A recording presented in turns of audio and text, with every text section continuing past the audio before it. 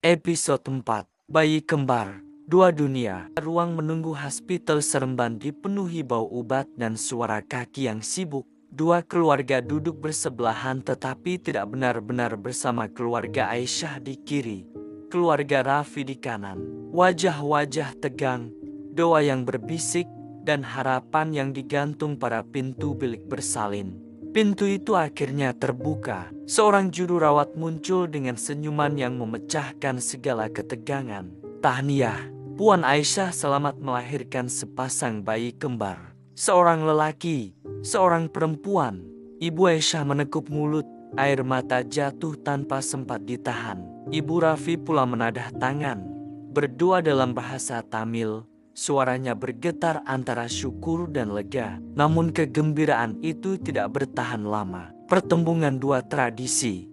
Aisyah terbaring lemah di katil ward. Nafasnya perlahan, tubuhnya masih menggigil selepas melahirkan dua nyawa sekaligus. Raffi berdiri di sisi, memegang tangannya. Belum sempat Aisyah mengumpul tenaga, dua ibu sudah mulai bersuara. Aisyah anak saya, dia ikut adat Melayu. Pantang makan, pantang mandi, pantang jejak tanah. Saya yang jaga dia, kata Ibu Aisyah. Suaranya tegas seperti keputusan mahkamah. Ibu Raffi membalas tanpa menunggu nafas. Tapi dia menantu saya. Dalam keluarga kami, bayi mesti disapu minyak panas. Kalau tidak, tulang lembik. Saya mau jaga cucu saya. Aisyah memejam mata. Dia tidak mampu bersuara, tetapi hatinya terasa seperti ditarik kedua arah yang berlawanan. Raffi coba menenangkan. Mak, Amma, tolonglah. Aisyah baru bersalin. Dia perlu berehat. Namun kata-katanya tenggelam dalam gelombang suara dua wanita yang sama-sama merasakan mereka lebih tahu. Raffi dinaikkan pangkat dan Aisyah ditimpa beban baharu. Hari itu juga, Raffi menerima berita gembira di kilang. Dia dinaikkan pangkat sebagai pengurus operasi logistik. Gaji naik, tanggung jawab naik, dan masa untuk keluarga semakin berkurang. Rezeki keluarga masuk, tetapi perlukan sedikit pengorbanan masa. Saya perlu outstation seminggu-seminggu. Aisyah, saya tak boleh selalu ada di rumah. Saya harap ibu bapak kita boleh membantu sedikit sebanyak, katanya perlahan. Aisyah mengangguk, tetapi hatinya runtuh sedikit demi sedikit. Dia baru melahirkan dua bayi. Dia sendiri masih sakit. Dan kini dia perlu berdepan dua ibu yang masing-masing mahu menguasai ruang pantangnya.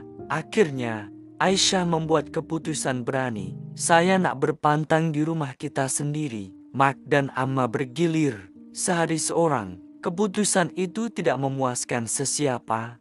Tetapi tiada siapa berani membantah wanita yang baru melahirkan dua nyawa. Hari-hari pantang yang penuh ribut senyap. Pagi pertama giliran Ibu Raffi yang datang dengan periuk air herba India. Aisyah mesti mandi air panas betul. Kalau tidak, angin masuk badan. Ini air kunyit dan nim.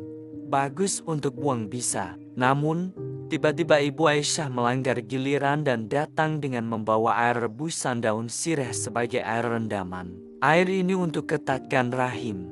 Jangan mandi air panas sangat, nanti badan naik miang, katanya. Ibu Aisyah menyediakan sup ikan haruan. Ibu Raffi pula membawa kari halia pekat. Mereka bertengkar tentang makanan mana yang lebih baik. Aisyah hanya mampu memandang, perut lapar, tetapi tekak tertutup oleh tekanan. Aisyah duduk di meja makan, mata sembab. Dia memandang dua mangkuk dan dua periuk air panas yang berbeza warna. Simbol dua budaya yang menuntut kesetiaan. Belum sempat Aisyah melakukan apa-apa, Ibu Raffi mula menyapu minyak panas pada badan bayi lelaki. Ini bagi kuat tulang, anak lelaki mesti kuat. Bayi mula menangis kuat dan kulitnya kemerahan. Ibu Aisyah masuk, wajahnya berubah. Amma, minyak panas sangat nih. Kulit bayi nipis, nanti melecet. Ibu Raffi segera mempertahankan perbuatannya. Ini tradisi kami, kamu tak faham. Saya faham kulit bayi. Suara mereka naik turun seperti ombak yang tidak pernah reda. Aisyah duduk di sofa di luar bilik untuk bertenang. Tubuhnya masih sakit, tetapi hatinya lebih sakit melihat dua wanita itu bertengkar di atas tubuh anaknya. Bidan profesional datang, dan dunia Aisyah berubah. Pada hari ketiga, seorang bidan kerajaan datang untuk lawatan rutin. Wanita itu tenang, suaranya lembut tetapi penuh otoriti. "Puan Aisyah, bagaimana keadaan Puan? Bagaimana bayi?" Aisyah hampir menangis karena akhirnya ada seseorang yang bertanya tentang dirinya, bukan tentang adat. Bidan itu memeriksa bayi, memeriksa luka bersalin, memeriksa tekanan darah. Kemudian dia berkata dengan lembut, "Puan boleh mandi setiap hari. Tak perlu air terlalu panas. Bayi pun tak perlu minyak panas. Yang penting kebersihan dan keselamatan." Dua ibu yang mendengar dari dapur saling berpandangan. Wajah mereka masam seperti cuka. Bidan itu memberikan beberapa buku kecil kepada Aisyah. "Ini panduan penyusuan, ini tentang penjagaan bayi kembar. Kalau ada apa-apa, Puan boleh tanya saya." Aisyah memegang buku-buku itu seperti memegang tali penyelamat. Aisyah mula membuat pilihan sendiri. Keesokan harinya, Aisyah mandi dengan air suam biasa, bukan air rebusan herba Melayu atau air kunyit India. Dia tidak benarkan minyak panas disapu pada bayi. Dia memasak sendiri makanan mengikut sarana nutrisi modern. Dua ibu mula berbisik, "Anak aku dah tak dengar cakap aku," kata Ibu Aisyah.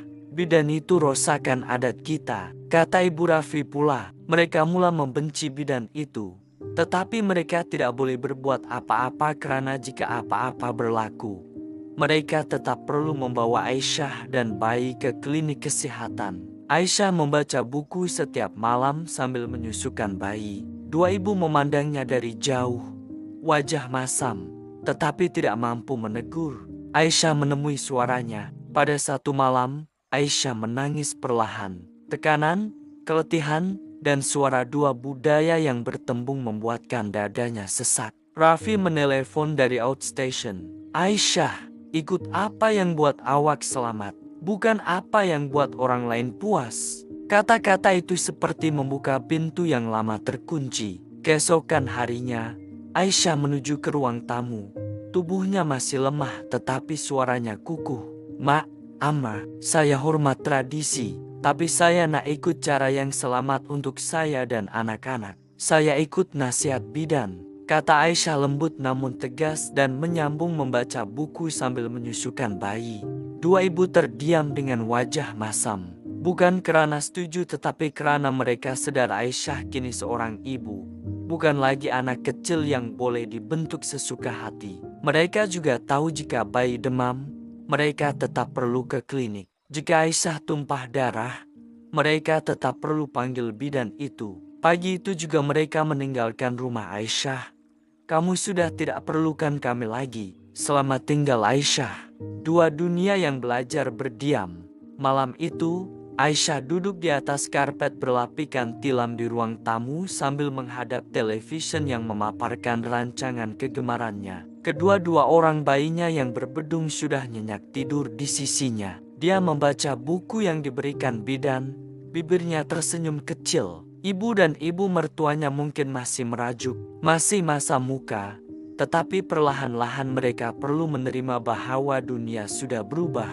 Aisyah akhirnya memilih ilmu, bukan adat semata-mata. Dan dalam diam, dua dunia itu mulai belajar untuk menghormati pilihan seorang ibu muda yang sedang membina kekuatannya sendiri. Bersambung ke episode yang akan datang.